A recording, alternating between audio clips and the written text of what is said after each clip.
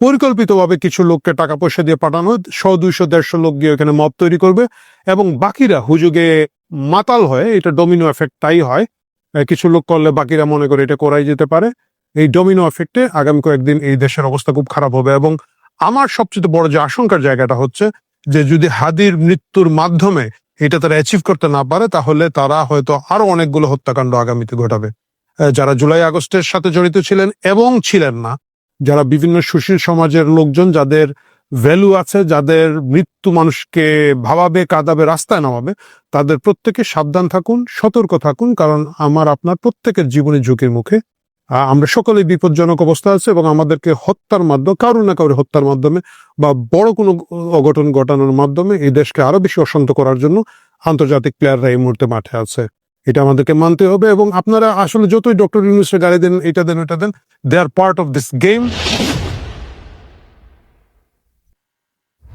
ওসমান হাদির মৃত্যুর অফিসিয়াল ঘোষণার পরে সারা বাংলাদেশে একটা তাণ্ডব করা হবে এবং বিভিন্ন জায়গায় একেবারে টার্গেটেড আক্রমণ করা হবে। এই খবরটা কিন্তু গত কয়েকদিন ধরে বেশ চাউর। আপনাদের যারা আমার মতো বা অনেকেরই অনেকগুলো হোয়াটসঅ্যাপ গ্রুপ থাকে, আপনারা জানেন যে হোয়াটসঅ্যাপ গ্রুপগুলোতে এই মেসেজগুলো চালাচালি হচ্ছে এবং সকলেই জানে যে এক ধরনের প্রস্তুতি নেওয়া হচ্ছে, একটা মব শোডাউন দেওয়া হবে সারা বাংলাদেশ জুড়ে এবং কিছু স্পেসিফিক জায়গায় ভাঙচুর করাই হবে। মানে জাস্ট মূর্খরা চলে যাবে 32 নম্বর ওই ভাঙ্গাটা ভাঙতে, কিন্তু বাকিদেরকে খুব প্ল্যান অনুযায়ী বিভিন্ন জায়গায় সেট করা হচ্ছে। এই খবর আমরা সকলেই জানি এবং যদি আমরা সকলেই জানি, অবশ্যই বাংলাদেশ সরকারের সকল গোয়েন্দা সংস্থা এই জিনিসগুলো জানে। সেনাবাহিনীর গোয়েন্দা সংস্থা জানে, পুলিশের গোয়েন্দা সংস্থা জানে, সকলেই জানে। এবং ওসমান হাদির মৃত্যু খুব আকস্মিক ঘটনা না। তিনি যেদিন আহত হয়েছেন সেদিন থেকে আমরা সকলেই প্রার্থনা করছিলাম, দোয়া করছিলাম যাতে আল্লাহ তাকে সুস্থ করে আবার আমাদের মাঝে ফিরিয়ে দেন। কিন্তু আমরা সকলেই জানি যে তিনি খুবই একটা স্ট্রাগল করছেন এবং তার পরিস্থিতি থেকে বেঁচে আসার সম্ভাবনা খুবই কম। যদি আল্লাহ দয়া না করেন, তাহলে বিশেষ ভাবে যদি আল্লাহ তাকে মাফ না করে থাকেন, তাহলে ওই অবস্থা থেকে তিনি ফিরে আসতে পারবেন না। এবং তার পরবর্তীতে যে এই তাণ্ডবটা করা হবে, যেটা গত রাতে থেকে সারা বাংলাদেশে চলছে এবং ঢাকা শহরে চলছে, এটা আমরা সকলেই জানতাম। জানার পরও সরকার এই কোনো ধরনের ব্যবস্থা নেয় নাই। কারণটা কি? কারণটা হচ্ছে একটা বড় ষড়যন্ত্রের ভিতর দিয়ে আমরা এই দেশটা যাচ্ছি এবং এই ষড়যন্ত্রের দ্বিতীয় পার্টে ওসমান হাদিকে কেন্দ্র করে, ওসমান হাদির লাশকে কেন্দ্র করে এই গোটা তাণ্ডবটা রটানো হচ্ছে। আপনারা দেখবেন যে একেবারে শুরুতেই প্রথম আলো এবং ডেইলি স্টার পুড়িয়ে দেওয়া হলো। আমি জানি অনেকে খুব খুশি হয়েছেন, মানে প্রথম আলো এমন একটা উদ্ভট জায়গার মধ্যে দাঁড়িয়ে আছে যে ওকে পোড়ালে শেখ হাসিনা বিরোধী যারা আছে তারা তো পুড়িয়েছেই এবং যারা শেখ হাসিনা পন্থী তারাও খুব খুশি হয়েছে যে যা শালা লাল বদর, এখন তুই বুঝগা। কিন্তু বাস্তবতা হচ্ছে এই খুশি হওয়া আমাদের উচিত না। যে খুশিটা এর আগে গত বছর 24-এর 5ই আগস্টের আগে আগে এবং পরে পরে অনেকেই হচ্ছিলেন এবং যাদেরকে আমরা বারবার বলছিলাম যে এইটা একটা বৃহত্তর ষড়যন্ত্রের অংশ হিসেবে উগ্র ডানপন্থীদের হাতে এই দেশটা আপনারা তুলে দিচ্ছেন, সেই আমাদের বন্ধু বান্ধব লাল বদররা অনেকেই তখন এই জিনিসটাকে কলার ঝাড়া দিয়ে দিয়েছেন এবং তারা সকলেই বলেছেন বিকল্পকে আমি আপনি সকলেই বিকল্প।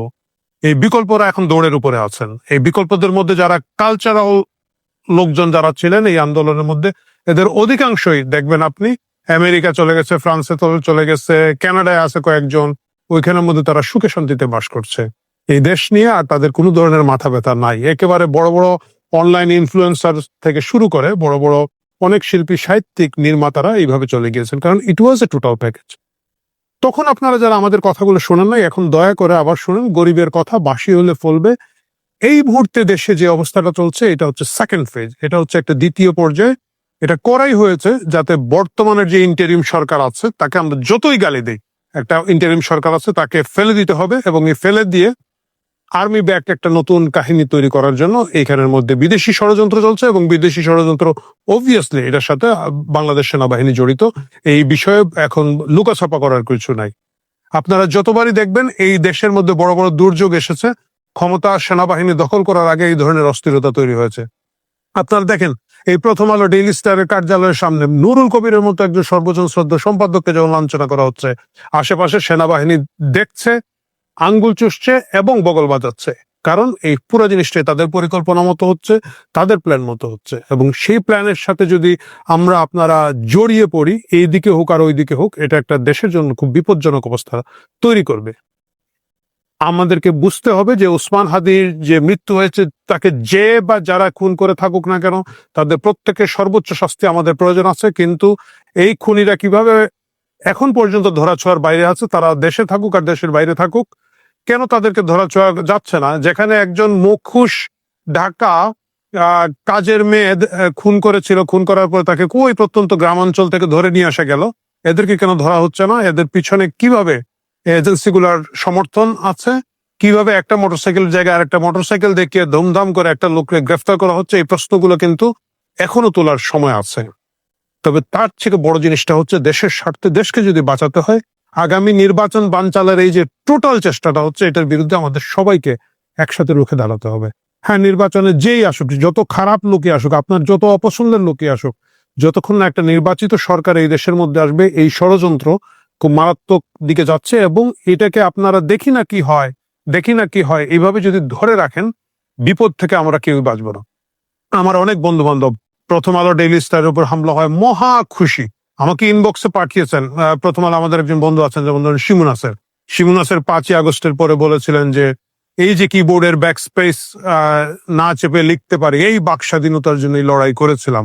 তো আমাকে একজন ইনবক্সে লেগেছে, ভাই আপনাদের শিমুনাসের তখন কিবোর্ডটাই পুড়ে ফেলাছে। যে এটা আপনাদের কাছেও তো অনেক ধরনের তৃপ্তি বা মজার জায়গাটা লাগছে। আমাকে একজন পাঠিয়েছেন যে জাইমা রহমান, আপনারা জানেন যে ডেইলি স্টারের সাংবাদিক, যিনি এই জুলাই আগস্টের বিপ্লবে 24 সালে একটা বিশাল ভূমিকা রেখেছেন, একদম যাকে আমরা বলি জাদ্রেল ভূমিকা রেখেছেন, এবং পরবর্তীতে এই যে জুলাই চেতনা, আগস্টের চেতনা বিক্রি বার্তা করে যারা পরবর্তী 1 বছর খাচ্ছেন ভাঙ্গায়, উনি বিভিন্ন সেমিনারে সমাবেশে গিয়ে ওইটা ভাঙ্গায় ভাঙ্গায় খান, সেটা তার ব্যাপার। কিন্তু উনি যখন শ্বাস নিতে পারছেন না, ফেসবুকে লিখেছেন যে শ্বাস বন্ধ হয়ে যাচ্ছে, মহা খুশি হয়ে লোকজন আমাকে ইনবক্সে স্ক্রিন দিচ্ছে, ভাই এই যে আপনাদের জায়মা রহমান সাংবাদিক ধরা গাইছে, এখন কেমন লাগে, তার জুলাই বিপ্লব কেমন লাগে। এটা এই জিনিসগুলো নিয়ে আমরা অনেক হাসি ঠাট্টা করতে পারবো, আপনি পারবেন, আমি পারবো, আর অনেকেই হয়তো করতে পারবেন, কিন্তু বাস্তবতা হচ্ছে আহ একই জিনিসের পুনরাবৃত্তিটা ঘটছে।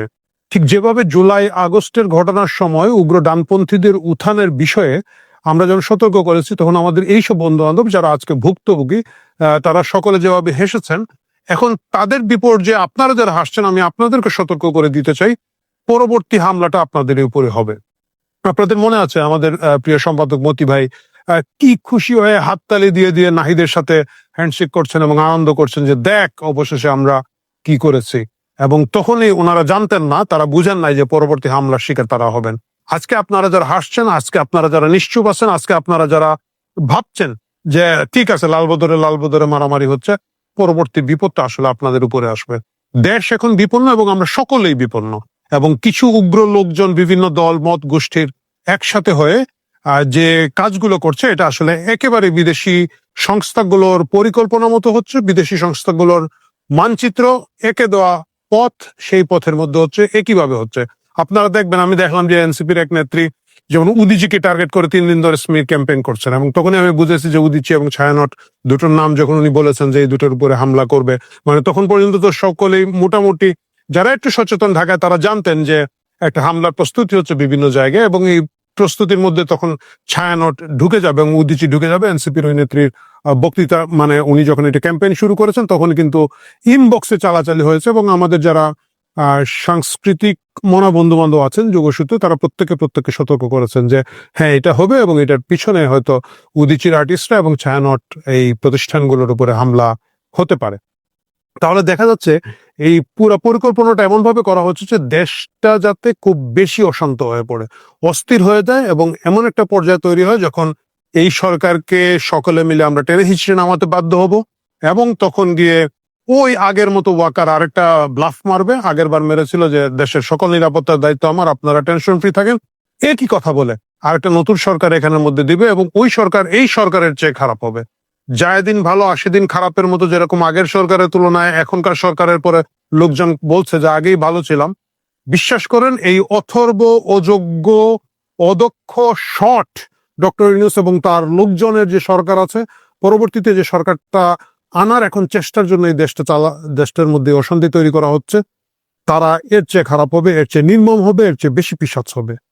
সুতরাং আমি সকল পক্ষকে অনুরোধ করব, একটু ঠান্ডা মাথায় ভাবুন, ধৈর্য ধরে ভাবুন। কিছু লোক উস্কানি দিচ্ছে, পরিকল্পিতভাবে কিছু লোককে টাকা পয়সা দিয়ে পাঠানো, 100, 200, 150 লোক গিয়ে ওখানে মব তৈরি করবে এবং বাকিরা হুজুগে মাতাল হয়। এটা ডোমিনো এফেক্ট তাই হয়, কিছু লোক করলে বাকিরা মনে করে এটা করাই যেতে পারে।